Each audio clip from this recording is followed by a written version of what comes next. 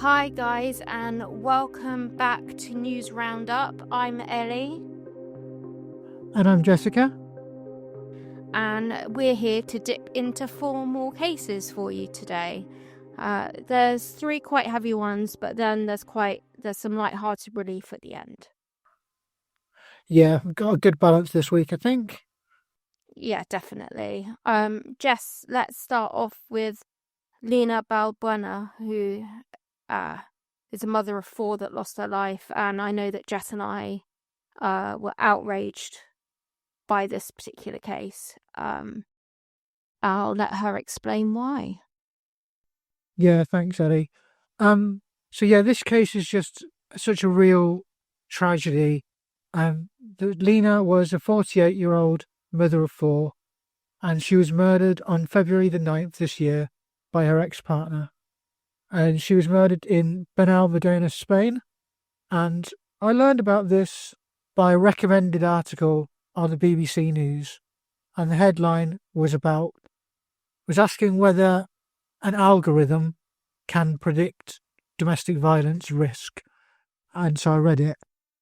And I read about this woman called Lina.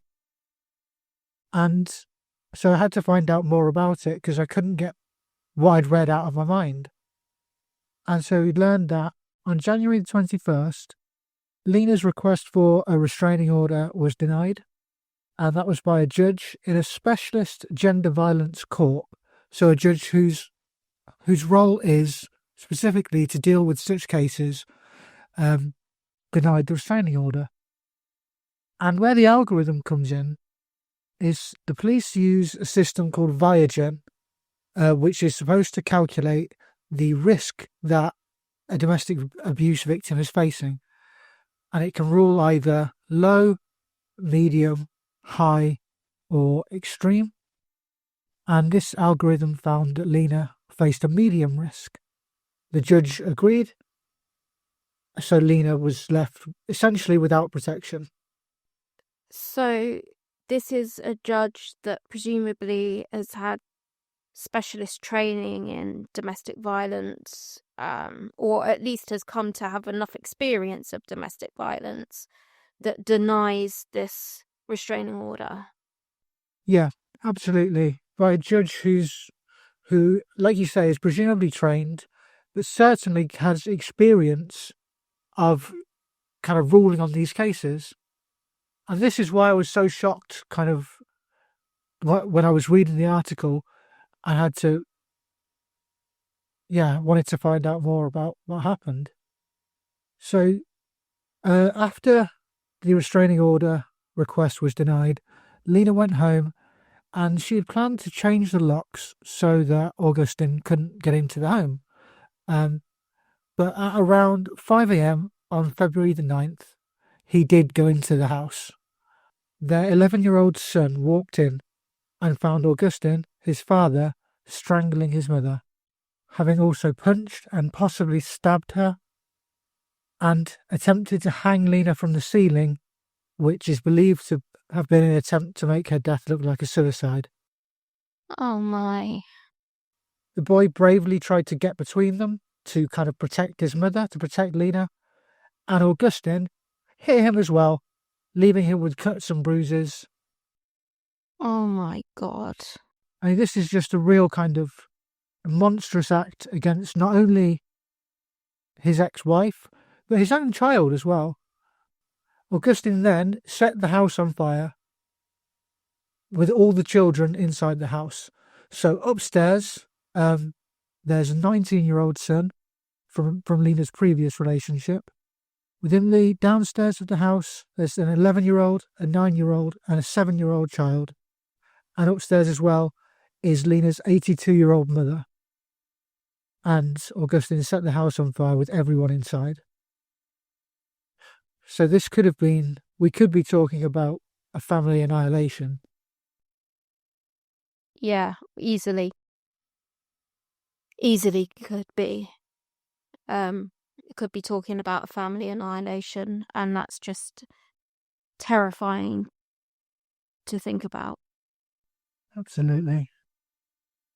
Thankfully, they did all escape, and at around 5:25 a.m., Augustine called the police to report the fire. There's some reports kind of differ on exactly what was said, but it seems pretty clear that he didn't mention in the phone call that this was his family's home, that there was still someone inside, and certainly he didn't say that he had started the fire. When the police arrived, Augustine told the police that the fire was accidental, and the 11-year-old who had walked in on this said, "Dad, that's not true. You killed Mum," and informed the police that Lina was still inside. Oh my God. I know that that's a repetition, but what a brave kid. It's just so brave. And since I read that, it's been on my mind so much. Just this poor boy having witnessed what he's just witnessed, having the courage to stand up to his father and say what had really happened. I haven't been able to get him saying that out of my mind. And that's not an easy thing to do when you're 11. Yeah. When you're still kind of very much in the stage of doing what you're told and respecting your parents and believing in them. Yeah, absolutely. So Augustine was arrested immediately, and he's been in court. His lawyers have said that he doesn't have any recollection of what happened. And they've also requested an examination, and reports say that it's to determine whether he suffers from a disorder that would affect his intellectual capacities. So this is similar to defences we've looked at previously, where defendants have claimed to have or used their diagnosis of autism. In this case, no one knows if or what Augustine has, but the defence intend to use that. Presumably, the defence clearly intend to use that if they can. There are no words. It's just someone who's been caught desperately trying to save his own skin, in my opinion. Well, yeah, this is what came to mind for me as well when I saw that. Because when he committed this crime, he was in his right mind enough to try and cover his tracks repeatedly by setting the home on fire, by not telling the police the full story, by then lying to the police. So he may have some kind of condition. No one knows yet, but it wasn't impacting his ability to cover up what he'd done. No, it sure wasn't.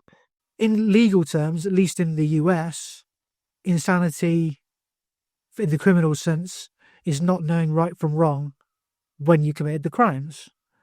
And one sign that someone does know that what they did was wrong, is consciousness of guilt, which includes covering up the crime or lying about it, rather than just carrying on like nothing happened. Because it shows that you know that it was wrong and that you could face consequences. Sure. I'd say there's a lot of evidence of consciousness of guilt. Yeah, that makes a lot of sense. Yeah, I'd agree with you. As I mentioned to begin with, there had been previous abuse in the relationship. On January the 20th, Augustine had attacked Lina, so shouting. He took her phone and he raised his fist towards her and threatened to hit her. Lina told police that on previous occasions he had in fact hit her. And the reason for the conflict was essentially Augustine's jealousy that Lina was ending the relationship. He believed that she was seeing another man, and he was obviously very angry about it. It's another man who can't cope with a woman not wanting to be with him. Yeah. Yeah, and a woman leaving him and making her own decisions. Yeah. You know, nothing seems to be scarier to men than women who can make their own choices and their own decisions. Yeah, absolutely. So in Spain, victims of domestic abuse are assessed using the Viagen algorithm, which is a series of 35 questions about the relationship, about the abuse.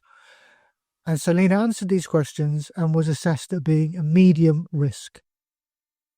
She and the prosecution still applied to the court for the restraining order, but that was rejected, and Lina was left without police protection.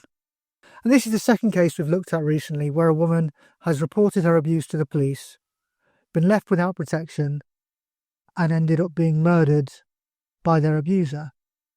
We had Hasita Brella, and the same thing has happened to Lina. Yeah, it's just scary, isn't it? It's such an epidemic of violence against women at the moment, and it is terrifying. It is. There has been a kind of counter movement locally with protests. One local resident actually found Augustine's car and painted a murdering asshole essentially on the car. And protesters have marched in the city holding a banner with the slogan Ni una menos, which means not one less, not one woman less. I like that. And there's also been fundraising for Lina's children. Within an hour after that was kind of proposed by the local priest, locals had donated €800. And within the next 3 days, they collected over €6,200, which is about £5,300 or $7,100. And local children were selling bracelets in the market to raise money for Lina's children, because these three kids haven't got a mother anymore. The grandmother's very old and very frail, and their home's been set on fire. They can't return to it. I love that this community has come together so much. That's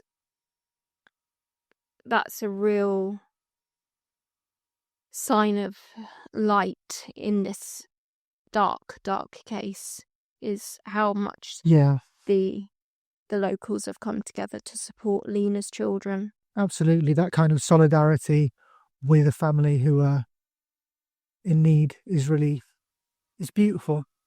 It shows the opposite. It shows the positive side of humanity next to the ugliest side. Yeah, it does.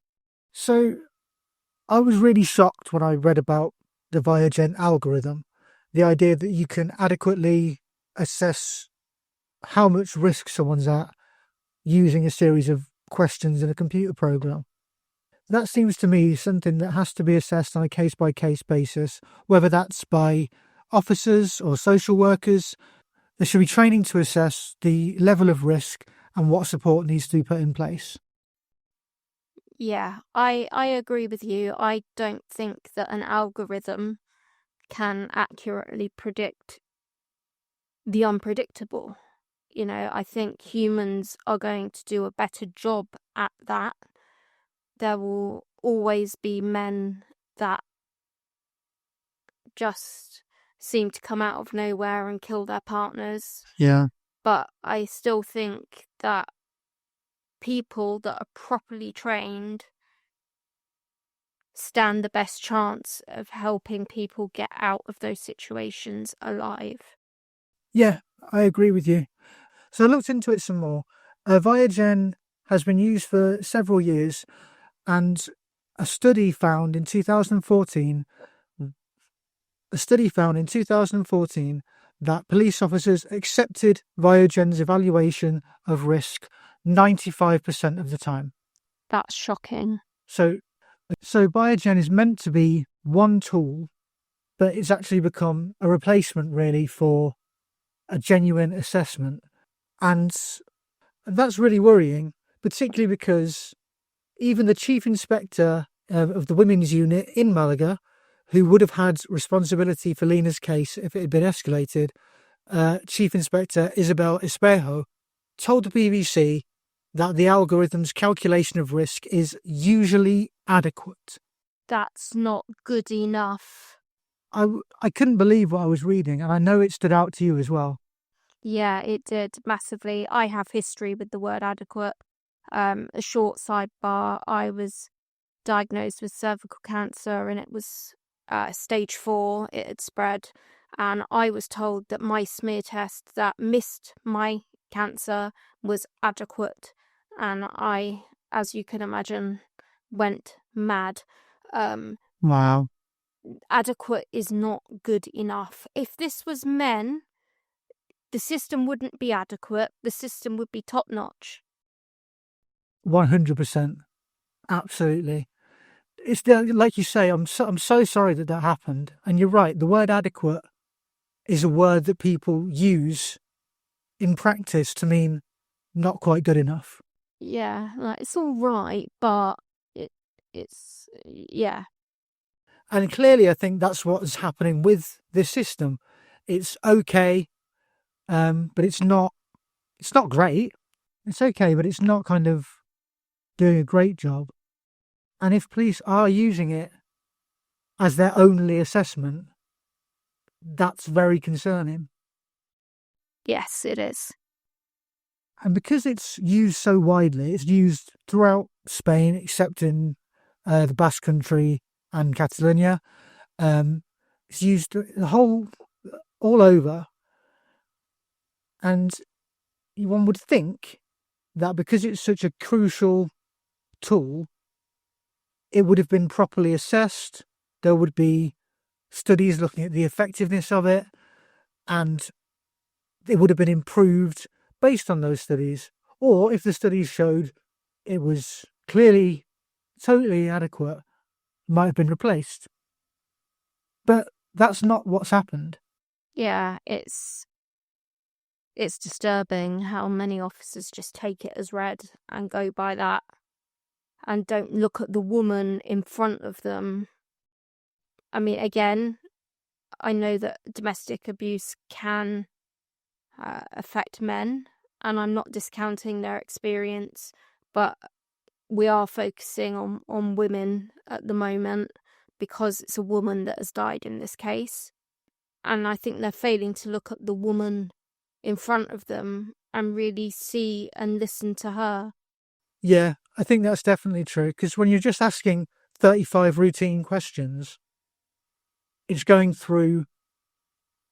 essentially going through the motions. So because there's not been a full external audit of the system, these studies that have been done, for example, there's one by a group called Ethica. Ethica offered to do a completely confidential pro bono, so free audit, and they would keep the results internal for the Interior Ministry to use. And the Interior Ministry said no. And I question why they would say no to that. Ethica works on the social and ethical impact of technology. And one of their directors made the point, if you're not auditing these systems, how are you supposed to know if they're actually delivering protection, actually keeping women safe? Yeah, totally. You can't possibly know if it's doing its job if you're not looking at the data and interpreting it. Yeah. Which, is something that I hate, because I hate the concept of turning people into numbers. But sometimes numbers talk, and there's just no way around that. Absolutely. And some of the numbers that are coming up definitely talk, in my opinion. So the ministry wouldn't allow them to conduct this audit, but Etikas decided to do their own study. And the way they did that, because they didn't have access to the raw data, they essentially reverse engineered it. They interviewed women who were survivors of domestic abuse, cross-referenced that with publicly available information like court records, judicial data, and they looked at, as well as doing these interviews, they looked at women who had been killed. And what they found was, between 2003 and 2021, 45% of women who had reported domestic violence were given a risk level of negligible by Viagen. Oh my God. Again, sorry. But Nearly half. It's almost half. And I question the usefulness of a category that says someone's risk is negligible. yeah. It could be low, and that's possible, but to say that someone who feels at risk, who is reporting abuse, is at negligible, almost no risk, I think is dangerous. It's invalidating too. 100%. It absolutely invalidates the concerns they're raising. Absolutely. I can't imagine getting up the courage, going to the police, having to answer these 35 questions that they probably look like they don't care about the answers to, Yeah. for them only to tell you, oh, your risk is negligible, You'll be fine on your way. go home. You're right, it's invalidating, it's dehumanising, and that goes along with some of the other findings that Etik has made. For example, that over 80% of the women they spoke to had problems using the Viagen system, had problems answering the questions. So it's obviously a difficult experience to report abuse. It should be made as straightforward as possible. And nearly everyone who uses this Viagen has problems with it. And as well as that, over 35% of the women were never told what their risk level was. Well, what's the point if you're not even going to give them their risk level? How can they know what they're entitled to under the law if they don't have their risk level? Because that changes, what they're entitled to changes depending on their risk level. Absolutely. And it's not just a minor thing. As we've said, 95% of officers make a recommendation based on Viagen. So if it's being used that centrally, women need to know what risk level they've been assigned and what's going to be put in place for them. And they need to be able to demand to have more protection if they feel it's needed. Absolutely. They need to be able to argue for that. Yeah, they have to be able to advocate for themselves. Otherwise, what's the point? They may as well stay where they are. If they can't say, no, this is wrong, I need more help, this is dangerous, I'm scared, then nothing's going to change. They're not going to get what they need. No, it's just shocking. These statistics continue to be disturbing. Only 3% of women who reported domestic violence between 2003 and 2021, 3% were given a risk score of medium or above. 97% of women were told that their risk was negligible or low. And that means Lina was in the top 3% of most at-risk people who reported. And Lina was still murdered. Yeah, it still wasn't enough. Absolutely, it wasn't enough. And the way it works is that if someone is given low risk, there's no real follow-up as far as I can tell. If the risk is deemed medium, they are given a call back after 30 days by the police.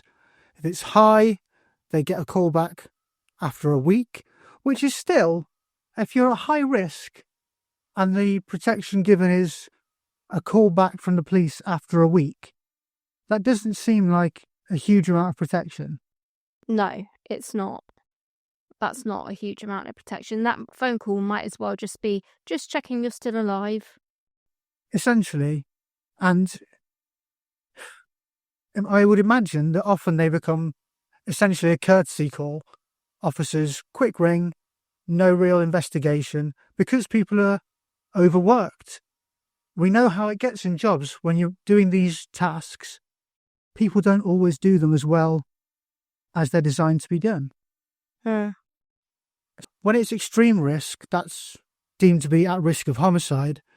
Women are given 24-hour police protection, and obviously that takes a lot of resources. But because of that, because of the resources it takes, the system has a limit on how many extreme risk levels it can give out at once or within a month. So it's not. So the risk level isn't calculated on the risk of the woman filling in the questions. It's also what it can afford. Yeah, what's in the budget. There's clearly an impact of kind of lack of funding on women's services. And what that means is that someone who is genuinely at risk of harm, of serious harm, might go without the protection they need because there's not enough officers to go around. And while that might sometimes happen without the system, the fact that it's baked into the algorithm to do it like that is disturbing to me. Yeah, it is disturbing. It is absolutely disturbing. I genuinely can't believe these figures and the fact that, they're essentially hoping that women get low or negligible so they don't have to do anything. Well, absolutely. And the same study by Etikas found that 71 women who had been murdered by their partners or ex-partners who had previously reported domestic abuse to the police, all of those who were recorded on Viagen had been given risk levels of negligible, low, or medium. Every single one of those 71 women. 71 too many. 71 too many. And to me, these are really concerning numbers. And one would think that when this was reported to the people running Viagen, they'd have been concerned, commissioned their own audit, done their own studies, got someone else externally to have a look. But as far as I can tell, they haven't done that at all. And in fact, the BBC article on this case quotes the head of gender violence research at Spain's Interior Ministry, who's a man, by the way, and they quote him as dismissing the research because Etikas didn't have the raw data. I mean, firstly, whose fault is it that they didn't have the raw data? Yours, because you didn't give it to them. But beyond that, even if you question the figures because it's not based on the raw data, they're concerning enough for the system to be looked at. And instead, we've got the situation where women like Lina are being left without adequate protection. I think it's typical that the man has got his back up and gotten all defensive over this system instead of being transparent and saying, okay, this needs looking at, let's do that internal audit, here's the raw data, let's work together so that we can improve Viagen to make it work more for women. Yeah, and rather than do that, it's defensive, don't have a go at my system. Yeah, this has devastated me, to be honest. The mistakes can happen in any system. We've seen the mistakes that happened with Harshita Brella, but this seems to be mistakes codified into the entire police response. Augustin wasn't arrested for the assault in January. We know he wasn't given the restraining order. He wasn't arrested. At least Pankaj Lamba, Harshita Brella's alleged killer, at least he was arrested first and given an order to stay away from her. They tried to do something. It didn't work because it's not adequate. But here there's no attempt to protect Lina from a violent ex-partner. Yeah, it's absolutely unbelievable. And it's a case that we will be following again. I know that I say that about a lot of cases, but we genuinely are following them all, and we will keep an eye out on this one for any updates that come our way. Right. So the next case that we've got listed for us to look at is the case of Lori Vallow Daybell, whose trial has just finished in Arizona. Did you want to talk us through that, Ellie?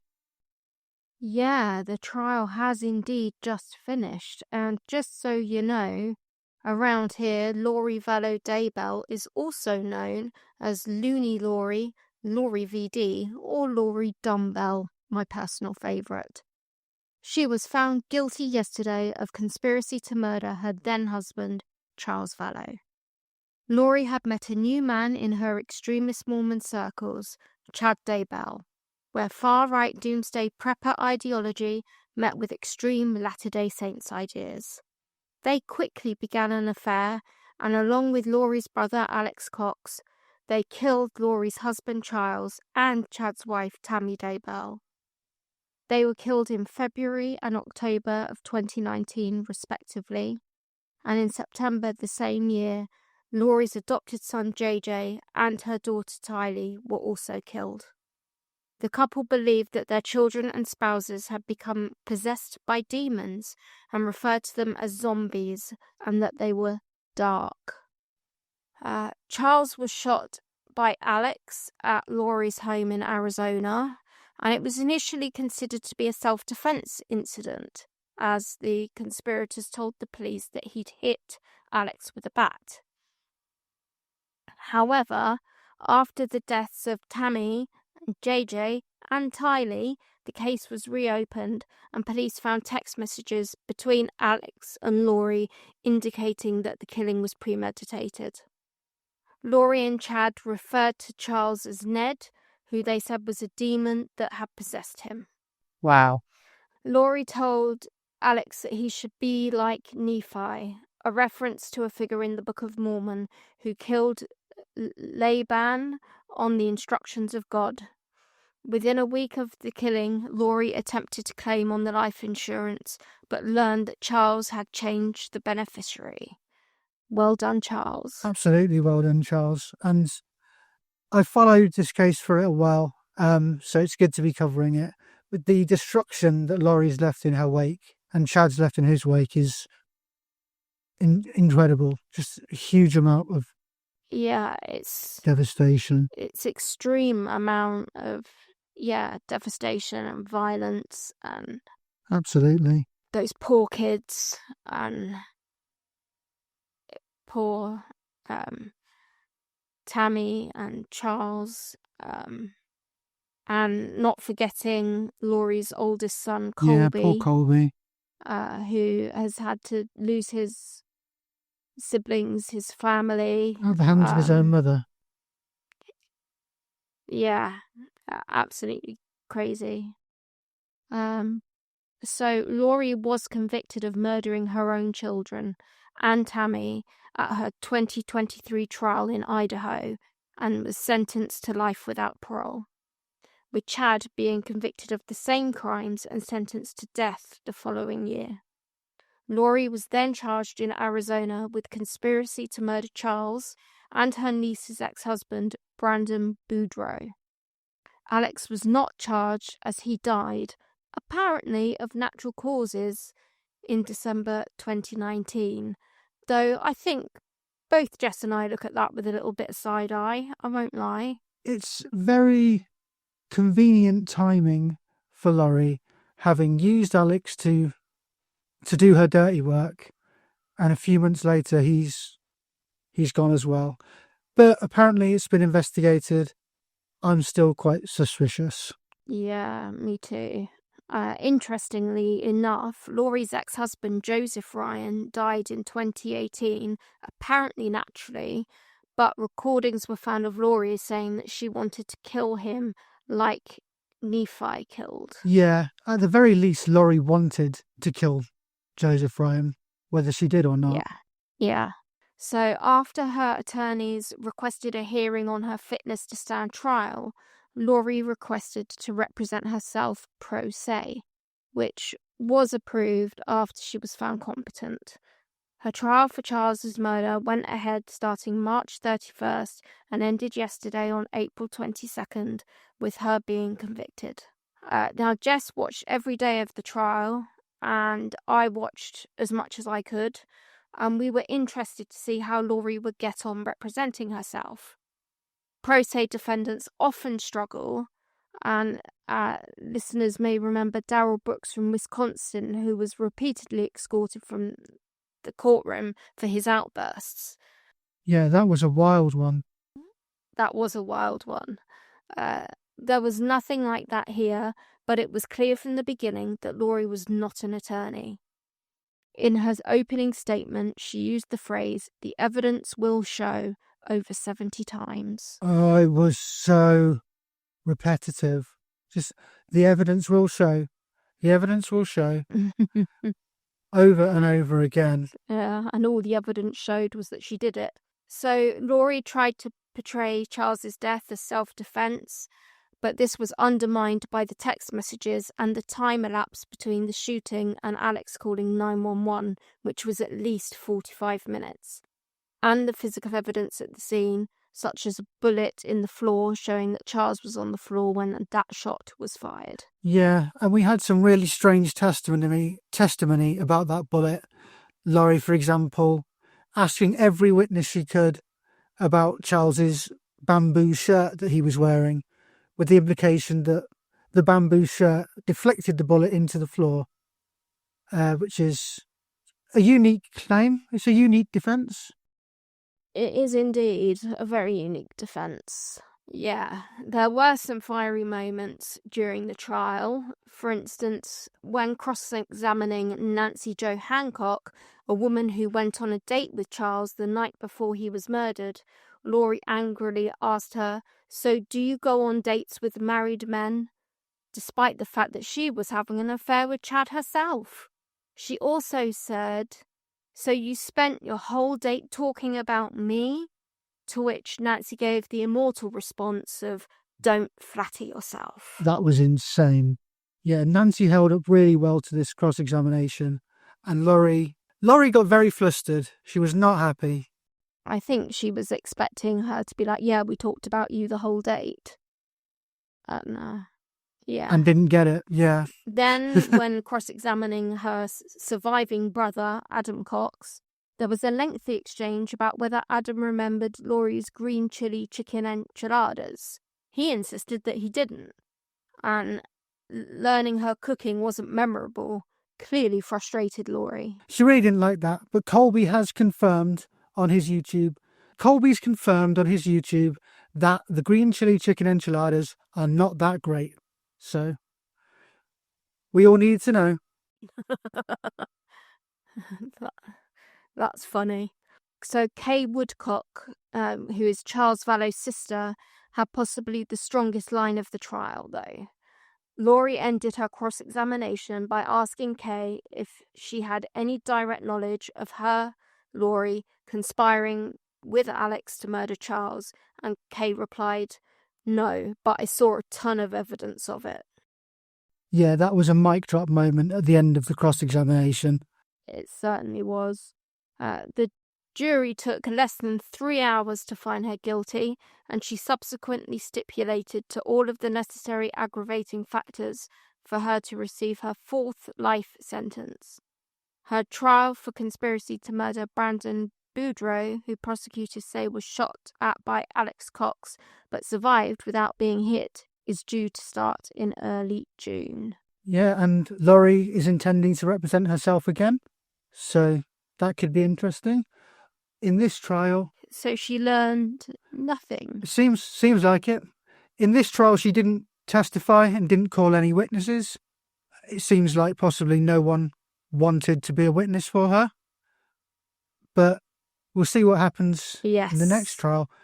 I would be very interested to watch her testifying, especially being cross-examined. I would too, but I doubt that will happen. We'll see. I don't think she'll put herself on the stand. We will update you all once that trial has taken place on what goes on in the courtroom and any more courtroom dramas, etc.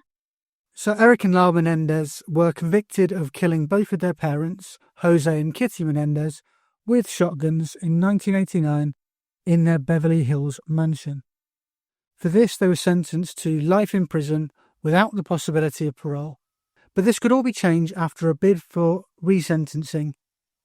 So in California, where they committed their crime, there's a law that entitles certain inmates aged 26 and under when they were sentenced to apply for their case to be resentenced. This law is to allow for newer research that shows that the brain continues developing until the age of around 25.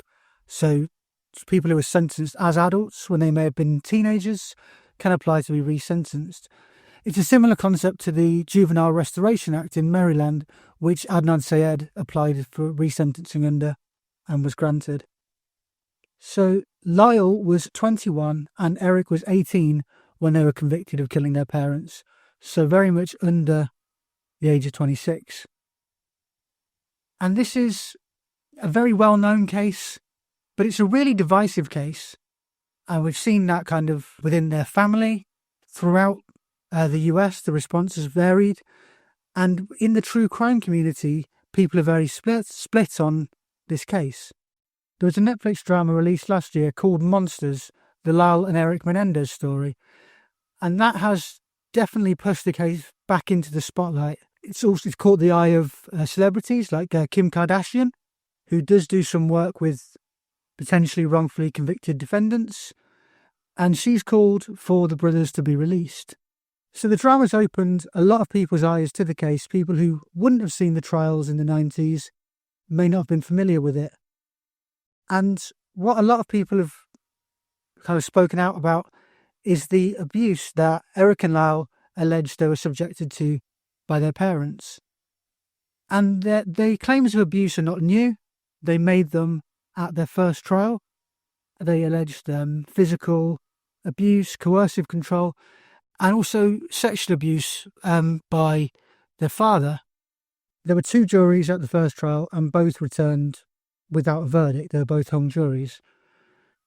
And at the retrial, the judge ruled that they could not make the allegations of abuse against their parents. And unsurprisingly, the jury in that trial returned with a guilty verdict, but didn't sentence the brothers to death because during mitigation, they were allowed to present evidence of the abuse. And there's a lot of people absolutely believe Erik and Lyle were abused. They believe their claims. Some people still question them, don't really believe what they say. There are some members of the Menendez family who absolutely don't support them, but there are many who do. So the abuse was portrayed in Monsters to an extent, but the overall tone of the show was really quite anti-Erik and Lyle. You know, it was called Monsters, and arguably that's how they were portrayed. And initially, the brothers themselves didn't respond well. They've only seen kind of clips of it, but their initial response was to say that Ryan Murphy had lied about them, essentially, and they were very unhappy. You've not watched it, have you? No, not watched Monsters.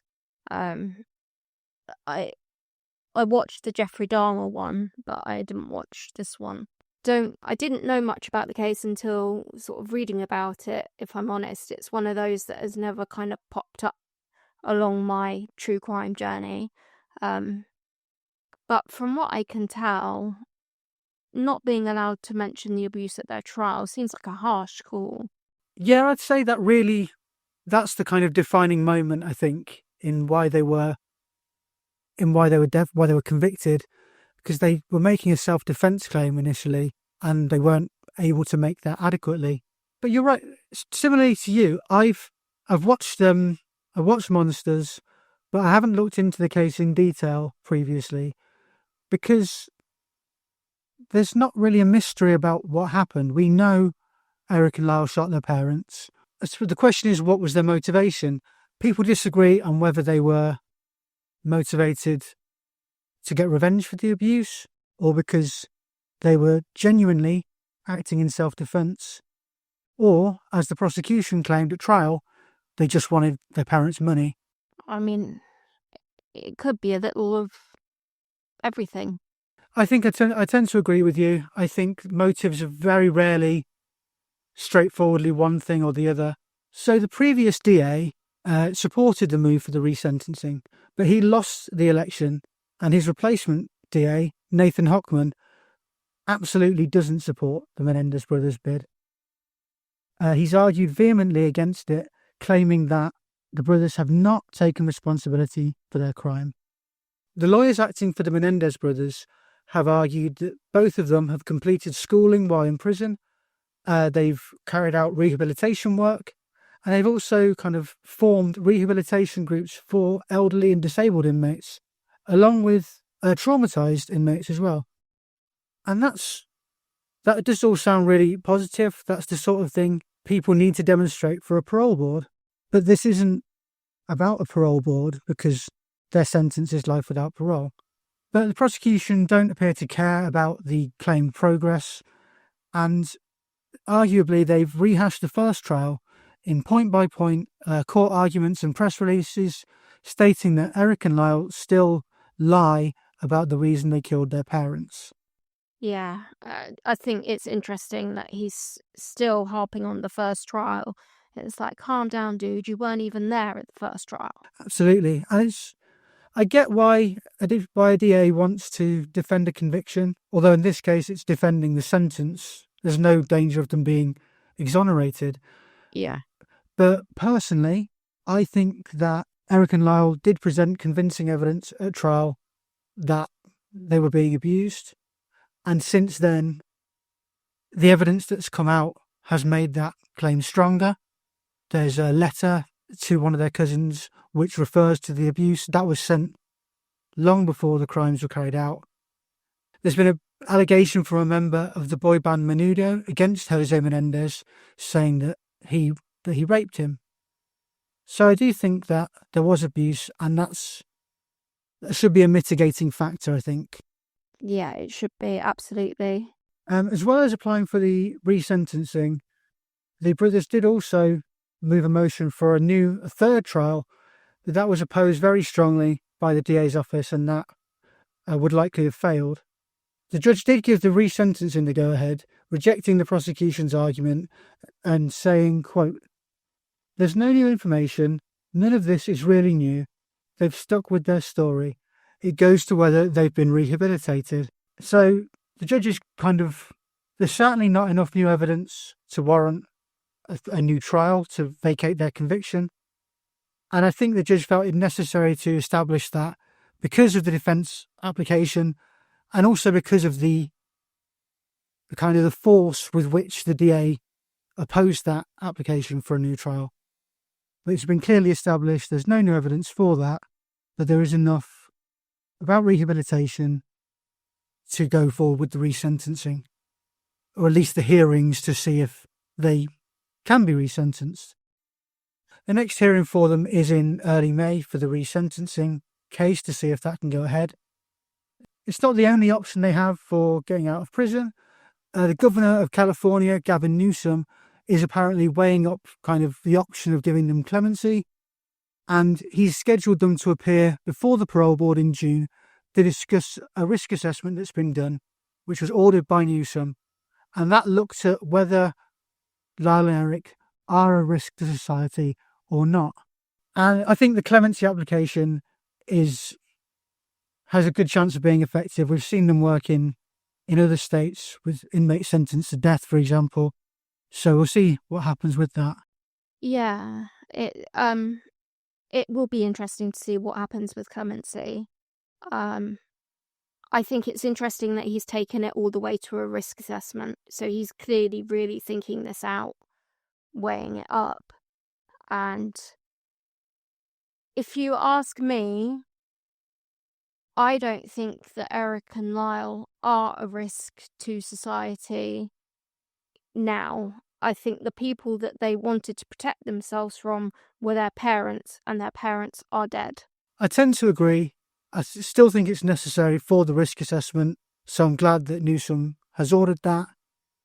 It may be that they're found to pose no risk, and I think given that I believe they were absolutely abused, they've served a very long time, they've served a long sentence. I'm surprised the DA is so strongly fighting to keep them in prison. I'm surprised the prosecutor wouldn't just say, after all this time, this is a complex case, we can let it go as resentencing. I suppose we'll see what happens. Yeah, we will. And I definitely agree that a risk assessment needs to be done. I just logically feel that they probably aren't a great risk to society. Yeah, I think you're right. They killed their abusive father. I think it's unlikely they'd do the same to anyone else. Right, so we'll keep you updated when there's some movement in that case. But we like to finish off where we can on a more light-hearted case. And this week, I think we've definitely found one. This is the theft of the Golden Loo. Eh? Yeah, so after 3 really heavy cases, let's have a little bit of a laugh together over a golden toilet. You heard me right. A toilet made of gold. Wow.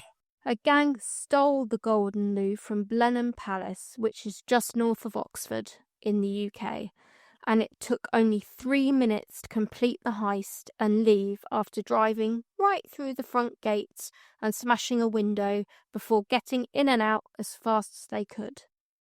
5 men were involved in the heist, but only 3 of them have been caught and charged.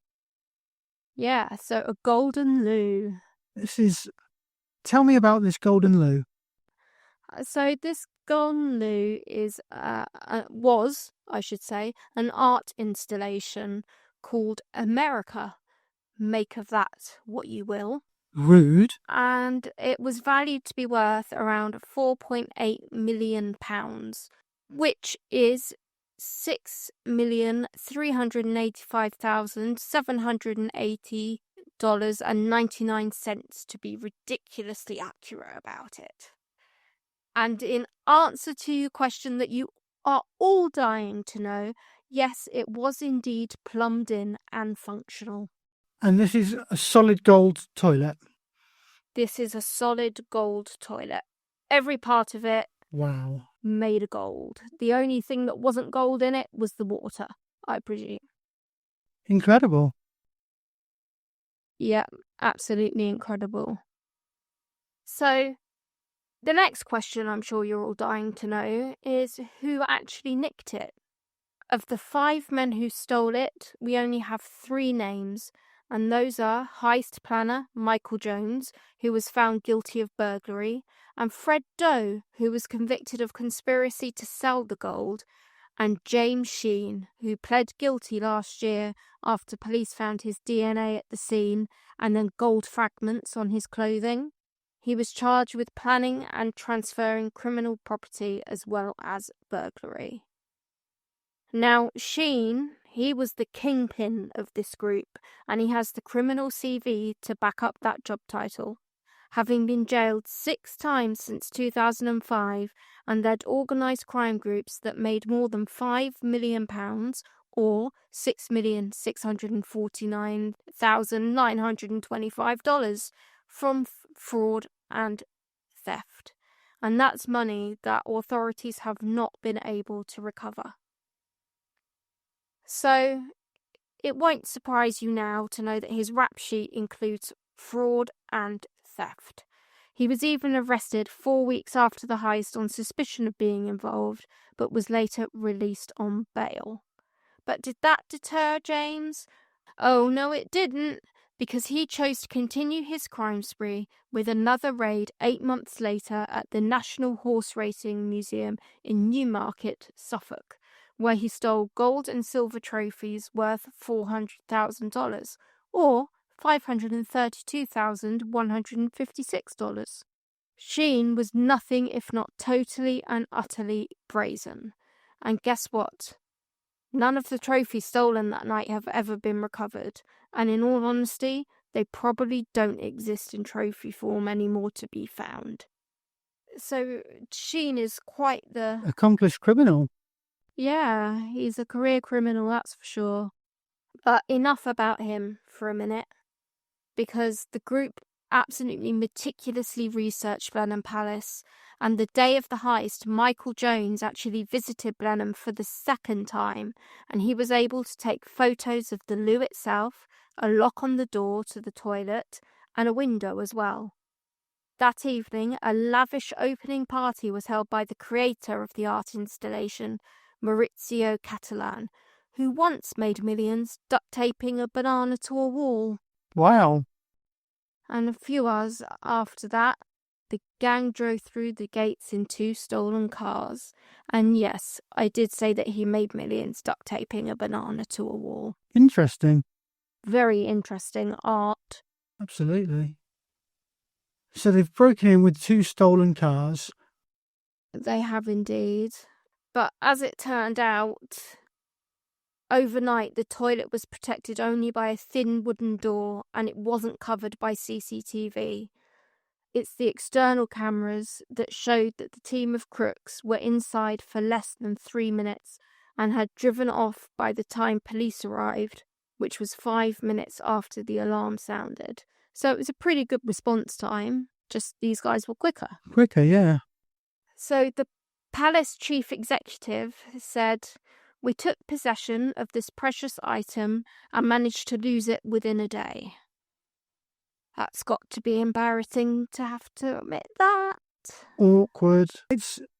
I'm struggling to believe that this could have happened. This is solid gold. It's not just a piece of art.